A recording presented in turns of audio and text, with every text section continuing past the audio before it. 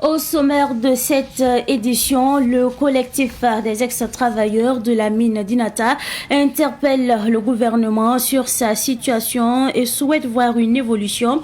Ces travailleurs réclament toujours le paiement de leurs droits. Ils ont tenu une conférence de presse, la conférence de presse à suivre dans ce journal. Et puis le festival Wabo est à sa toute première édition à Ouagadougou. La cérémonie d'ouverture s'est tenue en présence du ministre de la Communication, de la Culture, des Arts et du Tourisme, Père-Wende Gilbert Ouetraogo. La cérémonie d'ouverture à suivre dans ce journal. Mesdames et messieurs, bonsoir et bienvenue à ce rendez-vous consacré à l'actualité sur Savane TV. Et pour débuter, dans un communiqué en date du 31 janvier, le ministre de l'économie et des finances a annoncé le retrait prochain des parcelles non viabilisées sur les sites Sonatio dans le quartier Ouaga 2000. Le communiqué précise qu'à compter du 1er février 2025, les propriétaires concernés ont 3 mois pour se conformer aux exigences de mise en valeur conformément à l'article de 1996. Passé donc ce délai, les parcelles seront purement et simplement retirées conformément à la loi foncière en vigueur. Parlant toujours de logement, les habitants de la zone Noloti en Bassimatouera et les membres du mouvement Burkimbi-Lazaka droit au logement étaient donc en assemblée générale hier. La restructuration et l'appurement du passif foncier étaient au centre de cette assemblée générale. Selon les membres du mouvement, la présidente de la délégation spéciale de l'arrondissement 7 de la ville de Ouagadougou leur a notifié que la zone en Bassimatouega est concernée. C'est un reportage signé Samuel Moko. Bientôt un ouf de soulagement pour les habitants de la zone non-loti Bassimatouega dans l'arrondissement 7 de la ville de Ouagadougou. Le dit arrondissement est retenu par le ministère de l'Habitat et de l'Urbanisme pour la phase pilote de restructuration et de l'appurement du passif. L'information est donnée par le mouvement Burkimbi-Lazaka, droit au logement, après sa rencontre avec la présidente de la délégation spéciale de l'arrondissement 7 de la ville de Ouagadougou. Le 26 du mois de décembre, l'État a fait envoyer les gens à la mairie de l'arrondissement 7 pour nous demander de faire des messages à la population de l'arrondissement 7 pour une voie pour arranger le passif en même temps de restructuration. Les jeunes non de Bassimatouega, là où on est, il n'y a pas de restructuration. De l'autre côté, là où il y a ces actions de transport, là-bas c'est assis, ils vont voir l'État pour résoudre le problème. Les membres du mouvement ont invité les habitants de la zone Bassimatouega à faciliter les activités au moment venu. J'étais content d'avoir rencontré longtemps. Depuis des années, on est là. Il n'y a pas de bonnes nouvelles, juste parce que nous avons appris que l'État a pris des mesures plus pour voir notre cas. Je demande le calme à la population, le bon accompagnement pour que tout ça se passe bien. En plus de l'arrondissement 7 de la ville de Ouagadougou dans la région du centre, l'arrondissement 5 de Bobo-Dioulasso dans la région des Hauts-Bassins est aussi retenu pour cette phase pilote de restructuration et d'appurement du passif foncier. Après donc ce reportage sur les habitants de la zone Bassimatouega et les membres du mouvement Burkimbi-Lazaka, nous parlons cette fois-ci des ex-travailleurs de la mine d'Inata qui sont toujours dans l'attente de leur dédommagement. Depuis la décision judiciaire de 2019 qui leur donne raison, rien n'est encore fait dans le sens de leur indemnisation. Les travailleurs tournent désormais leur regard vers le gouvernement. Ils étaient en conférence de presse le samedi dernier. Retour justement sur cette conférence de presse avec notre reporter. Il s'agit là de Germaine Farama. Les ex-travailleurs de la mine de Belaouro à Inata, dans le Sahel, victimes de licenciements collectifs et abusifs en 2017, donnent encore de la voix. ils attendent toujours leur dédommagement 8 ans après. Ces travailleurs qui avaient eu gain de cause judiciaire en 2019 pour leur dédommagement estiment que l'État est désormais celui qui doit les dédommager après avoir retiré le permis d'exploitation à l'entreprise CMB en février 2023, alors qu'une procédure de liquidation de la société débutait en juillet 2022 pour favoriser le paiement des droits des travailleurs était toujours en cours. Étant donné que c'est l'État qui a retiré le permis, pendant qu'on était dans une procédure de liquidation, automatiquement c'est l'État qui devient responsable et c'est l'État qui doit prendre ça en charge. Parce que l'État a eu le pouvoir de retirer le permis et d'attribuer à une autre société. Bon, malheureusement ça a été éphémère parce qu'il n'y a pas eu de suite, mais on reconnaît que c'est l'État qui détient le permis d'exploitation de la mine de SMB. Nous attendons que l'État nous soulage. En tant que premier responsable, c'est à eux que revient la mine. Et ça a été prouvé par le retrait du permis. L'État engage sa responsabilité en même temps sur le permis et sur les dossiers en cours. Et comme vous l'avez vu, les droits s'élèvent à un total de 8 milliards. Ces ex-travailleurs de la mine de Belaourou expliquent que depuis leur licenciement, plusieurs d'entre eux sont dans des conditions misérables, avec une trentaine d'agents déjà morts, des enfants déscolarisés pour faute de moyens financiers. Ces ex-travailleurs de la mine d'Inata disent avoir désormais les regards tournés vers le gouvernement. Notre cas, c'est un cas social. Ça fait 483 pères de famille qui sont en souffrance. Et nous savons bel et bien que l'État intervient dans des cas sociaux. C'est ça. Maintenant, nous avons obtenu des décisions de justice qui condamnent la société à nous payer. La société n'est plus au Burkina. Mais la société travaillait en collaboration avec l'État burkinabé. Ça veut dire l'État est en part employeur. Voilà pourquoi nous demandons humblement à l'État de voir notre cas. Ils sont près de 500 travailleurs de la mine d'Inata qui sont depuis 8 ans dans l'attente de leur indemnisation. L'actualité de ce soir est également marquée par l'Organisation nationale des commerçants de la ferraille du Burkina Faso qui a manifesté le samedi dernier à Ouagadougou contre une société indienne. Elle dénonce une concurrence déloyale de la part de la société. Selon les membres de cette organisation, la société indienne s'est lancée dans l'achat du fer en détail, ce qui est contraire à la réglementation. Revivons cette manifestation avec Sidiki Kablé.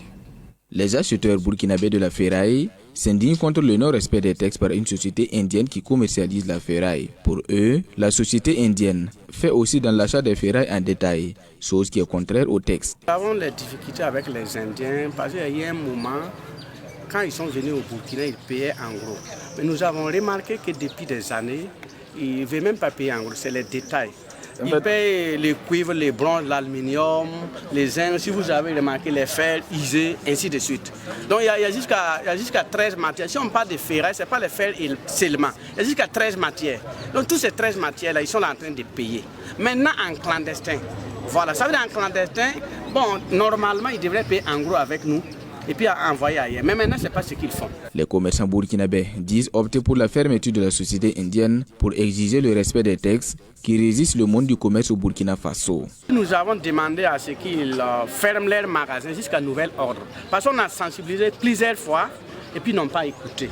Donc à partir d'aujourd'hui, nous allons fermer leurs magasins jusqu'à nouvel ordre. Si vous avez remarqué, vous voyez qu'il y a pompe bascule. Et puis rien n'est écrit. Qu'est-ce que pour même qu'ils sont en règle vis-à-vis. Et puis nous sommes vraiment découragés. Nous qui payons les impôts hautes là, on n'arrive plus à travailler. Toutefois, les commerçants de la ferraille disent compter sur les autorités pour contraindre la partie indienne au respect des textes. Cette fois-ci, nous déposons nos valises dans le San Matenga et nous parlons justement de la veille citoyenne de Silmidougou dans la commune de Mané qui inaugure son rond-point. Un rond-point qui porte les photos du chef de l'État, le capitaine Ibrahim Traoré, et du chef de Mané. L'objectif est de manifester la résilience des populations face aux incursions terroristes dans la localité. L'inauguration a eu lieu hier en présence de nos reporters. Il s'agit là de Abdoulaye Kenda et Siblina Kilsi.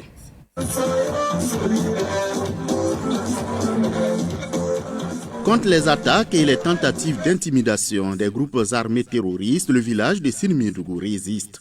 Ce village se démarque par la bravoure de ses habitants avec à leur tête le chef de Mané, Naba Sebdo, lui-même VDP. Aujourd'hui, un rond-point est dressé au cœur du village pour témoigner de la résilience de la population. Nous faisons l'inauguration du rond-point de Waïya pour signe de respect, de considération, et aussi c'est un lieu où les jeunes, les femmes, les enfants peuvent se réunir, pour envisager toutes les difficultés qu'ils peuvent.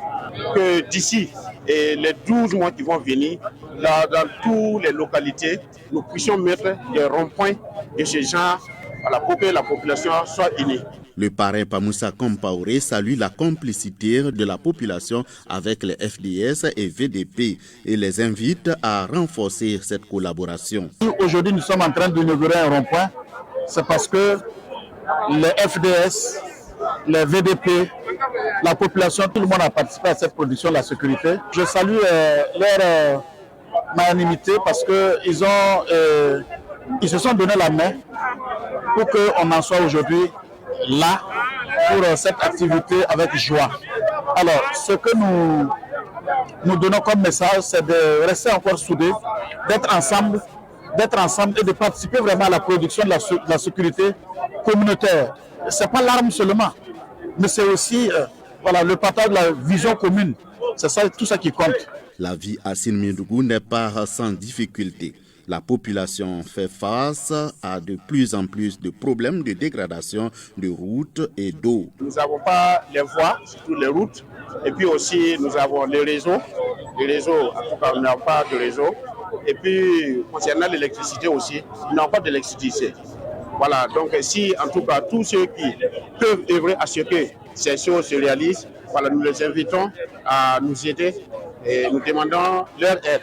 À cette inauguration du rond-point à Silmidougou, enseignants, infirmiers, forces de l'ordre et ressortissants du village vivant à Ouagadougou étaient présents. La lutte contre le chômage est l'un des objectifs majeurs de El Hadj Oumarou Ouedraogo, qui s'investit dans le domaine de l'automobile. Il vient donc d'ouvrir son deuxième garage à Ouagadougou, dans le quartier Tampoui. L'ouverture du garage est intervenue hier. Retour justement sur l'ouverture du garage avec notre reporter. Il s'agit là de Madinatou Ouedraogo. Après Poura, dans la région de la boucle de Mouhoun, c'est au tour du quartier Tampoui de Ouagadougou d'accueillir le garage Wen Lagouda. Cette entreprise qui emploie déjà une dizaine de personnes propose divers services à ses clients. Différents services au garage professionnel Auto Wen Lagouda. Nous avons le service de tôlerie et peinture, assistance automatique. Nous avons le service de la climatisation. Nous avons le service de montage des pneus, épalisme, équilibrage. Et nous avons le service de diagnostic et réparation des différents pannes électroniques et composants électroniques. Au garage professionnel Auto Lagouda, nous disposons de matériels sophistiqués, des matériels de dernière génération, à savoir les ponts élévateurs, les ponts d'équilibrage des roues, ainsi de suite, et quelques matériels. Moumouni Sawadogo, PDS de Poura, a exprimé sa joie à l'occasion de l'ouverture du deuxième garage de El Hadj Oumarou Ouedraogo. Vraiment, c'est un grand plaisir, une très grande joie d'assister à l'ouverture de ce garage. Un garage entièrement réalisé par El Hadj Oumarou Ouedraogo. qui n'est pas sa première fois, l'a déjà fait à Poura. Je crois que ça, c'est un deuxième garage qui vient à point nommé pour vraiment accompagner les usagers qui sont en quête de réparation et d'entretien de leur véhicule. Le garage dispose également d'une boutique de vente de pièces détachées automobiles. La coupure de ruban et une visite guidée ont officiellement clôturé cette cérémonie d'ouverture du garage Wenlagunda. L'actualité de ce 3 février 2025 est également marquée par l'association FAIRE. Cette association qui a formé 50 femmes de Boissa dans l'arrondissement 7 de la ville de Ouagadougou en teinture cocodona. Cette formation qui a duré 72 heures s'est achevée le 31 janvier dernier. La remise des attestations de fin de formation a eu lieu hier à dimanche. Le film de la cérémonie de remise des attestations avec Sibylla Kelsey. Elles sont au nombre de 50, les femmes bénéficiaires de la formation de l'association FAIRE en teinture du cocodonda, Bogola, Batik. Cette initiative de l'association FAIRE, qui veut dire la solution, vise à soutenir les femmes démunies. FAIRE en Djoula, ça signifie la solution. Ça fait déjà un certain nombre de temps que nous avons essayé de mettre cette association en place pour pouvoir soutenir nos sœurs, nos mères.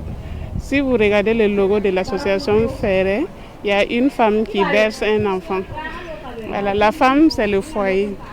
Nos maris sont dans une lutte aujourd'hui qui nous a été imposée.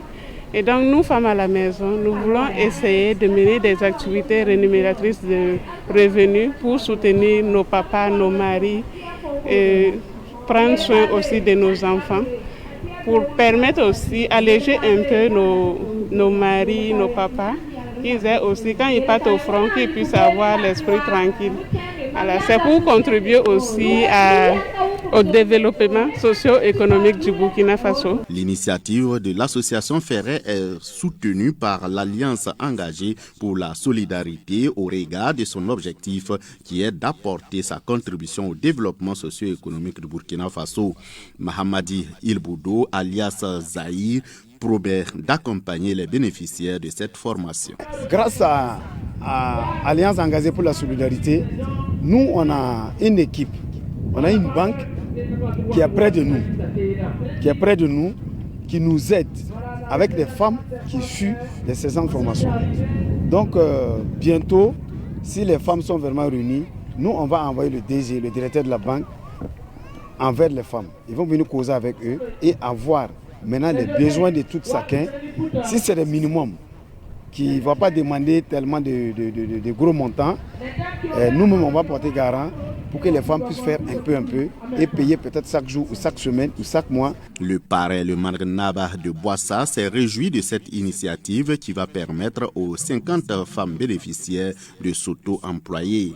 Signalons que l'association FAIRE ne compte pas s'arrêter en si bon chemin selon sa présidente Adjaratou Diao. Sur place, elle a offert quelques tissus aux femmes bénéficiaires pour poursuivre leurs activités.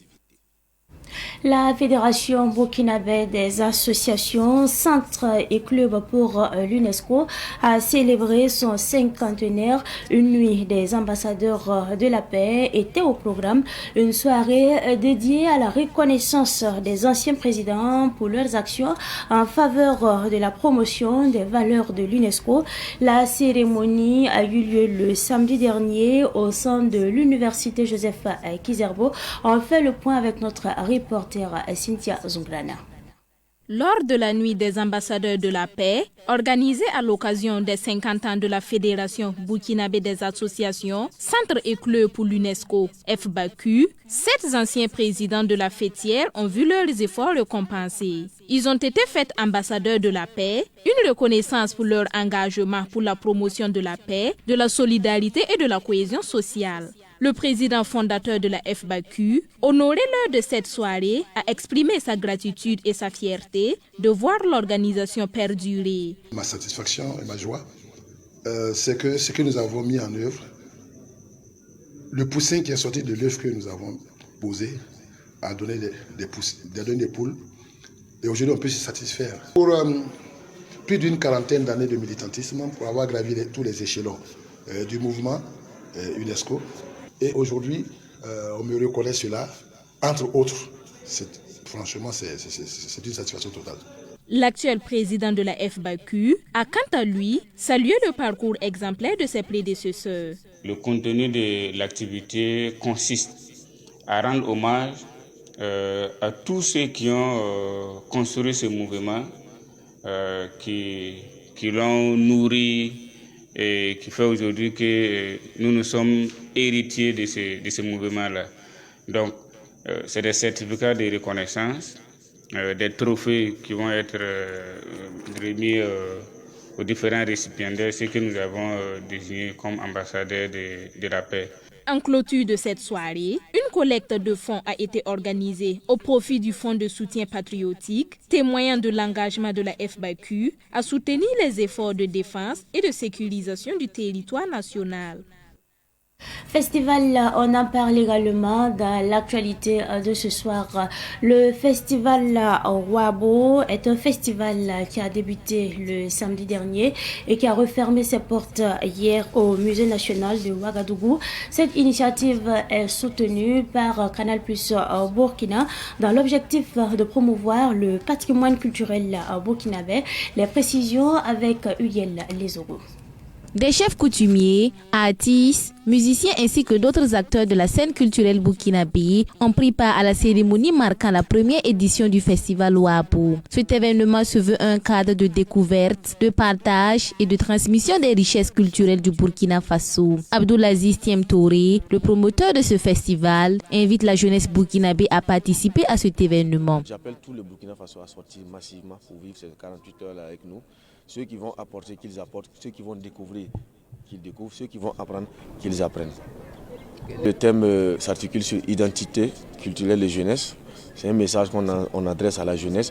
Mais qu'est la jeunesse sans les anciens? Il faut que les anciens aussi sortent pour transférer ces savoirs-là, pour leur montrer le chemin à suivre. Placé sous le patronage du ministre en charge de la culture, Père Douende Gilbert Ouedraogo, et de l'artiste Alif Naba, le festival met à l'honneur la consommation locale avec des stands d'exposition de produits locaux et valorisant l'identité culturelle burkinabé. Dans notre esprit, c'est de venir découvrir le Burkina Faso à travers toutes ses œuvres. Comme je le disais tantôt, à travers la musique, la danse, c'est de valoriser tout ce qui vient de chez nous, de valoriser notre patrimoine culturel. Donc on a grignoté des activités de gauche à droite, où dans chaque activité il y a une particularité.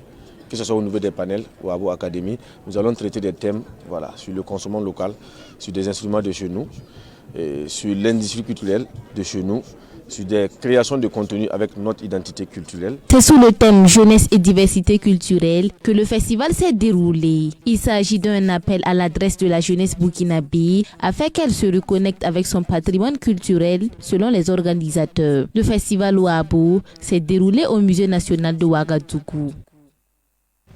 Et cette pensée avant de refermer cette édition, parfois pour éviter les problèmes, il faut se faire rare, ne pas avoir trop d'amis, éviter les commérages et limiter surtout ses confidences. C'est tout pour cette édition du soir que j'ai pris en tout cas du plaisir à vous présenter. Merci à vous pour votre constante fidélité. Excellente suite de programmes, accompagnez bien sûr les programmes de la télévision des Nouvelles Idées.